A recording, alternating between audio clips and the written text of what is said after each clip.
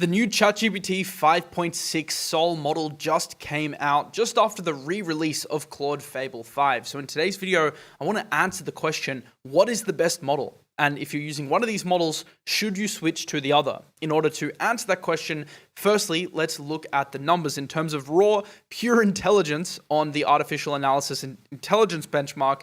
Technically, Claude Fable does come in ahead at a ranking of 60 versus GPT 5.659. However, on the cost per task metric, so in terms of how expensive it is, Fable is much more expensive than GPT, so you're getting similar intelligence, but cost per task is higher on Fable. If you look at cost per intelligence, GPT Sol Max is around 1.04, Claude Fable 5 is coming in at 275, so it is quite expensive. If you go down and you look at the coding agent index, Sol actually comes in ahead despite being cheaper, but there are other areas where Fable 5 wins. For example, agentic real-world tasks, Psycode, humanity's last exam, etc. So it's a little bit of a mixed bag, and that's definitely been my experience over the past 24 hours, really pushing GPT 5.6 to the max. I've been testing it on a bunch of tasks, coding, agentic workflows, etc. And it's very, very different from Fable 5. It's almost hard to compare these models, but hopefully today, by the end of the video, you'll have a good understanding of which model does what thing better. I gave the exact same prompts for both GPT and Claude. Wanted to keep things simple on purpose to give these models creative freedom and strategic freedom to, choose the right options. So I said, build me a complete playable 3D game in a single HTML file. The game is to be a first-person endless runner through a neon city at night. It needs to feel finished, so polished. And I basically let the AIs go on their own devices. So we're going to test Fable first, and then we're going to test GPT. So let's open up Neon Rush, and let's see what Claude has got. All right, so it's A or D to switch lanes. Okay. We can go left, we can go right. Okay, so it's like a rush. Can you jump?